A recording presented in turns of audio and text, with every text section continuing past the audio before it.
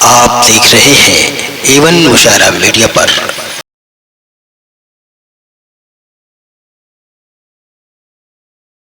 چینو عرب ہمارا ہندوستان ہمارا، چینو عرب ہمارا ہندوستان ہمارا، مسلم ہے ہم وطن ہے سارا جہاں ہمارا، توحید کی امانت سینوں میں ہے ہمارے، توحید کی امانت سینوں میں ہے ہمارے، آسان نہیں مٹانا نام و نشاں ہمارا، باطل سے دبنے والے اے آسمان نہیں ہم، 100 بار کر چکا ہے تو امتحان ہمارا۔ آئیے اب ایک سلگتے موضوع باطل سے دبنے والے اے آسمان نہیں ہم، اس کو چھیڑا جائے، جس کے لیے میں آواز دیتا ہوں خوشنما منظور کو کہ وہ آئیں اور تقریر پیش کریں۔ السلام علیکم ورحمۃ اللہ وبرکاتہ۔ الحمدللہ رب العالمین والصلاة والسلام علی سید الانبیاء والمرسلین وعلی آلہ واصحابہ اجمعین، اما بعد فاعوذ باللہ من الشیطان الرجیم، بسم اللہ الرحمن الرحیم۔ یریدون لیطفئوا نور اللہ بافواہہم واللہ متم نورہ ولو کرہ الکافرون، صدق اللہ العظیم۔ شعلہ خدائی بھی کہیں بجھتا ہے، شعلہ خدائی بھی کہیں بجھتا ہے، رہ گئے اپنا سمولے کے بجھانے والے، نقش اسلام نہ اعداء کے مٹانے سے مٹا، نقش اسلام نہ اعداء کے مٹانے سے مٹا، مٹ گئے خود ہی جتنے تھے مٹانے والے۔ سامعین کرام، آج کے اس عظیم الشان اجلاس میں مجھے جس عنوان پر لب کشائی کرنے کا موقع ملا ہے وہ ہے باطل سے دبنے والے اے آسمان نہیں ہم۔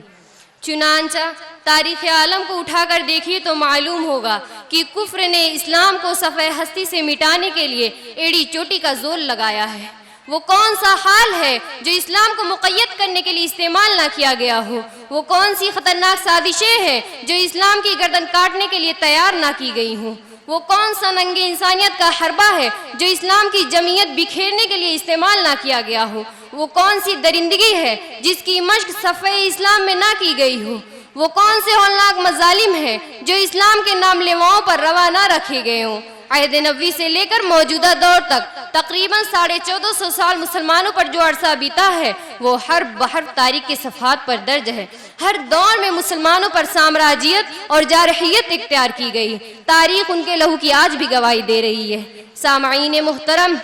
جب اہل مکہ نے شمع اسلام کو بجھانے کی ہر ممکن کوششیں کی اور صحابہ کرام پر ستم کے ستم پہاڑ ڈھائے، ان کو ریگستانوں میں زد و کوب کیا، جنگلوں میں لولہان کیا، اپنی ہر سانس کو اسلام اور مسلمانوں کے خاتمہ کے لیے وقف کر دیا۔ مجھے یاد ہے قیصر روم اور قیصر فارس کی انسانیت و حیوانیت، جب انہوں نے توحید کے علم برداروں کو موت کے آغوش میں سلا دیا۔ مجھے یاد ہے جب وہ تاتار مجدد اور مبلغ کی طرح اٹھے اور عالم اسلام پر چھا گئے اور انسانی سروں اور لاشوں کے مینارے پر کھڑے ہو کر ہلاکت و بربادی اور چنگیزیت کا منظر پیش کیا کہ اگر کوئی یہ دعویٰ کرے کہ از آدم تا ایدم ایسا واقعہ دنیا میں پیش نہیں آیا تو وہ کچھ غلط نہ ہوگا۔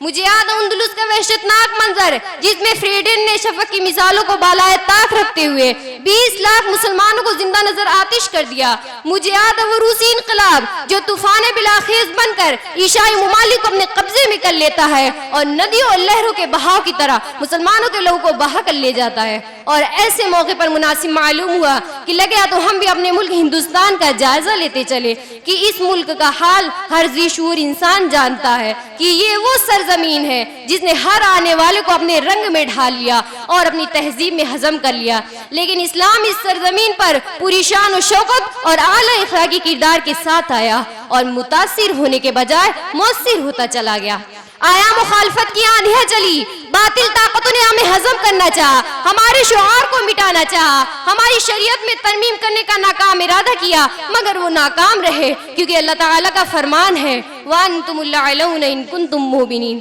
اتنے پر ہی بس نہیں ہے بلکہ مسلمانوں کو پریشان کرنے کے لیے عالمی سطح پر قوانین میں تبدیلیاں کی گئی۔ الغرض چین ہو یا روس کی مسلم ریاست ہے، ترکی کی خلافت عثمانی یا مشرقی بعید کی اسلامی حکومت ہے، ہر دور میں ہر جگہ مسلمانوں کو دبانے کی کوشش کی گئی۔ کچھ مدت تک اہل اسلام مظلوم اور مغلوب بھی رہے، لیکن اسلام کا سورج پہلے سے زیادہ آن بان اور بہتر شان کے ساتھ وہاں دوبارہ طلوع ہوا اور اسلام مخالف طاقتیں اور صفحہ ہستی سے اڑتے ہوئے غبار کی طرح نیست و نابود ہو گیا۔ ستیزہ کا رہا ہے ازل سے تا امروز، ستیزہ کا رہا ہے ازل سے تا امروز، چراغ مصطفی سے اشرار ابو لہبی۔ معزز حاضرین، موجودہ دور میں حق اور اہل حق پر کفر کی طرف سے تنگیوں کا انبار تھا۔ کفر اور اہل کفر اپنی پوری سر و سامانی کے ساتھ اہل حق کو دبانے، مٹانے اور کچلنے کی کوششیں کر رہے تھے اور ان کے لیے ہر طرح کے وسائل بروئے کار لا کر رکھ دیے گئے۔ سبھی دنیا کے قوانین بدل دیے گئے تاکہ مسلمانوں کو آواز اٹھانے کا موقع ہی نہ ملے۔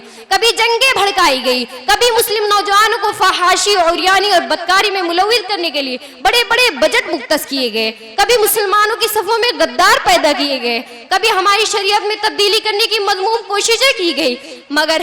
اللہ تعالیٰ کا فرمان ہے یریدون لیطفئوا نور اللہ بافواہہم، کہ کفار اور مشرکین چاہتے ہیں کہ اللہ کے نور کو اپنی پھونک سے بجھا دے۔ معاندین اور مخالفین کی سازشیں ہیں کہ حق کو مشتبہ بنا دیا جائے اور باطل طاقتوں کی یہ کوشش ہے کہ قلعہ حق کی بنیادوں کو کھوکھلا کر دیا جائے، لیکن خالق کائنات نے ان کی آرزو اور تمناؤں پر پانی پھیرتے ہوئے ارشاد فرمایا ہے واللہ متم نورہ ولو کرہ الکافرون، کہ اللہ رب العزت اپنے نور کو ہر حال میں مکمل کرے گا اور ان کی تمام تر کوششیں، اسکیمیں اور پلاننگ دھری کے دھری رہ جائیں گی اور بہتے ہوئے سیلاب کی طرح مشرق و مغرب، شمال و جنوب میں اسلام کو فروغ حاصل ہوگا۔ دنیا ہزار کروٹیں لے، زمین اپنی جگہ بدل لے، آسمان زمین پر جھک جائے، لیکن اسلام اپنی فطرت کے مطابق پھلتا پھولتا اور پھیلتا رہے گا۔ اسلام کی فطرت میں قدرت نے لچک دی ہے، اسلام کی فطرت میں قدرت نے لچک دی ہے، اتنا ہی ابھرے گا جتنا کہ دباؤ گے۔ شہدائیان حق، اللہ تعالیٰ نے اس وعدے کے ساتھ مسلمانوں کو حکم دیا ہے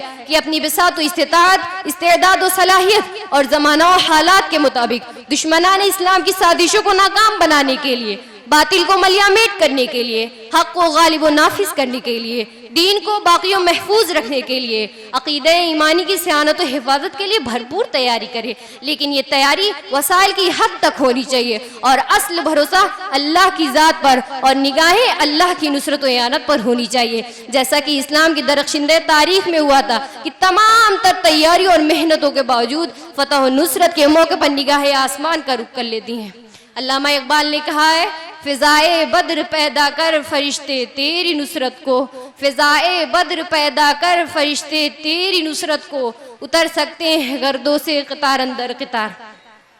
محبان ملت اسلامیہ، اس وقت سرزمین ہند بھی حق و باطل کی رزمگاہ بن چکی ہے، جہاں ایک طرف مسلمانان ہند کو نیست و نابود کرنے، اسلام کو ختم کرنے، اسلامی آثار کو مٹانے اور مساجد و مدارس کو ویران و برباد کرنے کے لیے فرقہ پرست باطل طاقتیں کھل کر سامنے آ رہی ہے، تو وہیں دوسری طرف وطن کے غدار، فرعون و حامان، نمرود و شداد کے اطاعت گزار، ابو جہل اور ابو لہب کے چیلے ہندوستان سے اسلام اور متبعین اسلام کو اکھاڑ پھینکنے کے لیے صف آرا ہے اور نت نئے حربوں سے اسلام اور اسلامی شریعت پر حملہ آور ہے، لیکن میں خدائی فیصلے کے بلبوتے پر اہل باطل سے سینہ ٹھوک کر یہ کہہ دینا چاہتی ہوں کہ لہرا رہا تھا قلبی لہرائے گا ابھی بھی، لہرا رہا تھا قلبی لہرائے گا ابھی بھی، دنیا کے بت قدوں پر اسلام ہی کا پرچم کرتا ہے کیوں تعاقب جادور جا پرے ہٹ، کرتا ہے کیوں تعاقب جادور جا پرے ہٹ، باطل سے دبنے والے اے آسمان نہیں ہم، وما علینا الا البلاغ۔ السلام علیکم ورحمۃ اللہ وبرکاتہ۔